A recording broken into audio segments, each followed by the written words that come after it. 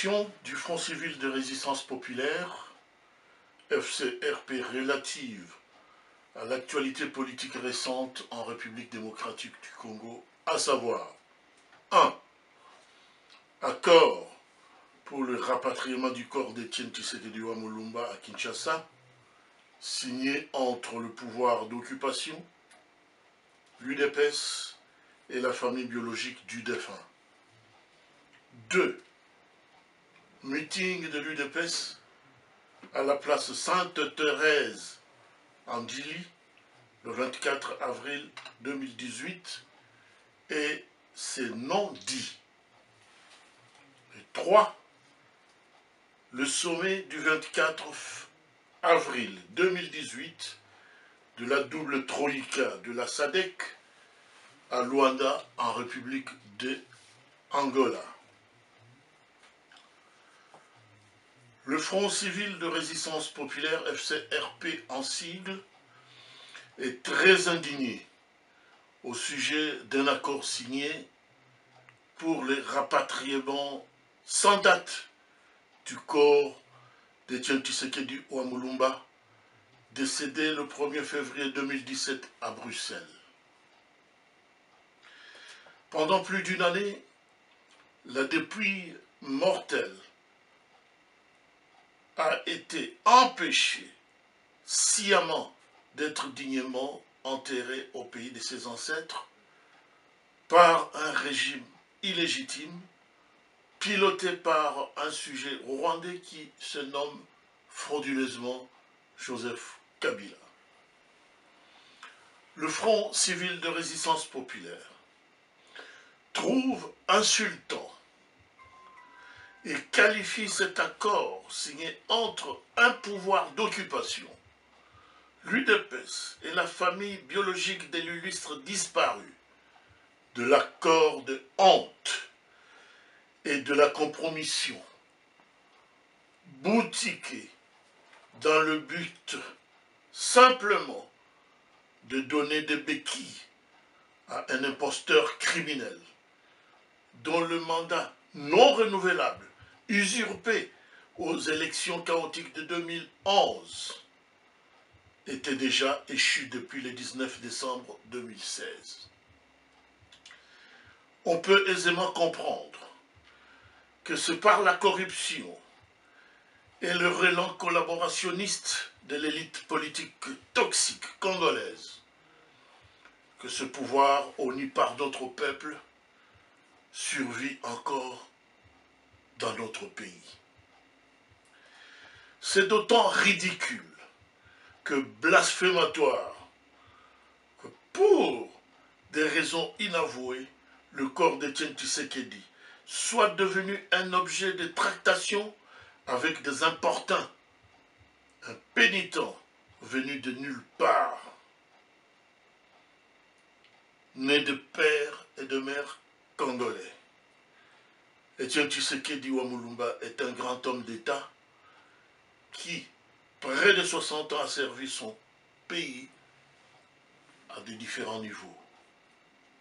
Ministre, député national, recteur de l'École nationale de droit et d'administration, président du conseil d'administration des Air Congo, vice-président du Parlement national, ambassadeur, plusieurs fois Premier ministre et en 2011, président de la République élu majoritairement par son peuple et dont la victoire lui a été confisquée par la mafia Tutsi rwandaise.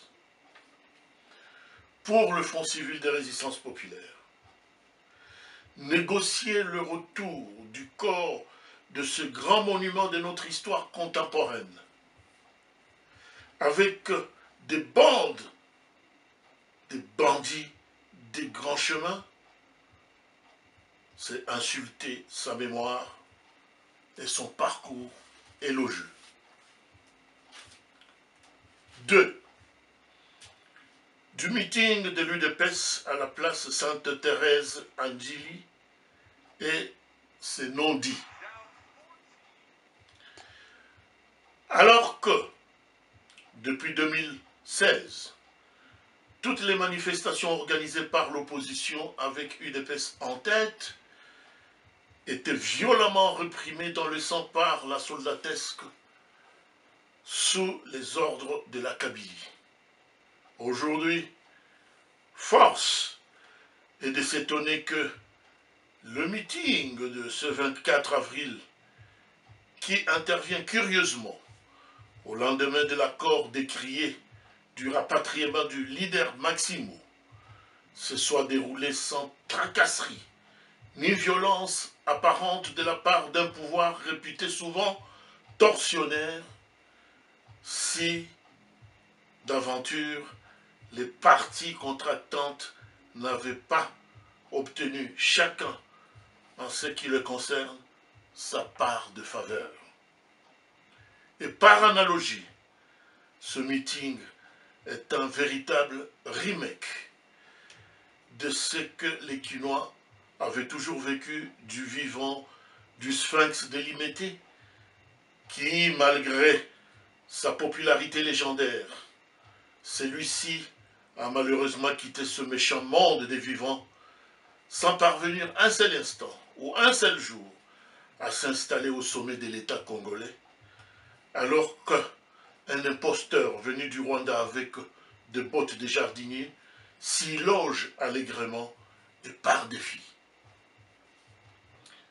Par ailleurs, il y a dans ce meeting à boire et à manger, ainsi que de nombreux non-dits. Face à l'inquiétante descente aux enfers de notre pays, face aux crimes de génocide des populations congolaises de souche, dans le Grand Kivu, le Grand Kasaï, le Tanganyika, l'Ituri et dans l'ensemble du territoire national. Face aux nombreux crimes économiques qui se résument en bradage systématique de nos matières premières. Face au processus très avancé de la balkanisation de notre pays. Face au viol de nos mamans à répétition.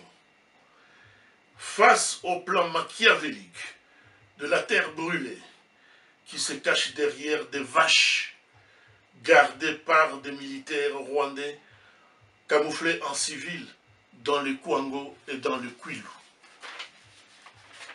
Face à ce tableau apocalyptique qui n'est pas exhaustif et qui ne dit pas son nom, l'UDPS et son nouveau président ont totalement évité de désigner alias Joseph Kabila et son système comme responsable patenté de la descente aux enfers de notre pays. L'orateur du jour a eu même l'outrecuidance de demander à l'assistance d'applaudir la police criminelle qui a tué nos jeunes, particulièrement la sœur Kapangala, Rossi Mukendi Chimanga, dont le corps est même confisqué par ses propres bourreaux dans un lieu inconnu. Quid de fausses communes de Maluku? Quid de 87 autres fausses communes dans le Grand Kasaï, Kivu, le Bas-Congo et dans l'Ituri? Enfin, et pour fixer l'histoire, nous n'avons pas repéré la présence à ce premier meeting du premier successeur d'Étienne Tshisekedi de nombreuses personnalités avec lesquelles ils ont fait l'histoire de ces grands partis de masse. Nous pensons à Paul Kapita Chabani, fondateur encore en vie, à Proté Lumbu Maloba, fondateur encore en vie, à Lusanga Nyele, fondateur encore en vie, à Mukoka Mwenakavula, fondateur encore en vie, ni un éloge appuyé des autres fondateurs longtemps décédés, ni des cofondateurs et des pionniers. Mais tout ceci participe ni plus, ni moins, aux 10 stratégies de manipulation des masses démontrées avec brio par le grand stratège et penseur Noam Chomsky. 3. Du sommet de la double troïka de la SADC le 24 avril 2018 à Luanda en République d'Angola. Ce sommet, convoqué par les États membres, dans le but de trouver des solutions à la profonde et sempiternelle crise congolaise, s'est révélé malheureusement, au regard du communiqué final qu'il a sanctionné, être loin des attentes du peuple congolais, qui est résolu à se débarrasser sans délai de ce régime criminel qui n'a pas droit de cité dans notre pays. Pour le Front civil de résistance populaire, quelles que soient des intentions avouées ou inavouées des pays qui se disent amis du Congo ou frères, la vérité est que l'on n'est bien servi que par soi-même. Cette assertion est un gage indéniable de l'indépendance et de la dignité de tout un peuple. Pour le Front civil de résistance populaire, l'histoire glorieuse de libération nationale doit être écrite par nous-mêmes Congolais, de souche. Et cette libération, tant attendue, passera inéluctablement par un soulèvement populaire triomphant qui mettra hors d'état de nuire l'occupant étranger. C'est ici le lieu et l'occasion de s'approprier et d'appliquer les 7 mesures stratégiques idoines proposées par M. Honoré Banda, président national de la PARECO, qui invite avec insistance les patriotes congolais à venir s'organiser au sein du front commun de salut public pour atteindre ensemble ce noble objectif. Fait à Lausanne, le 29 avril 2018, pour le directoire national du Front civil de résistance populaire, Kaumbo Ntumba, président.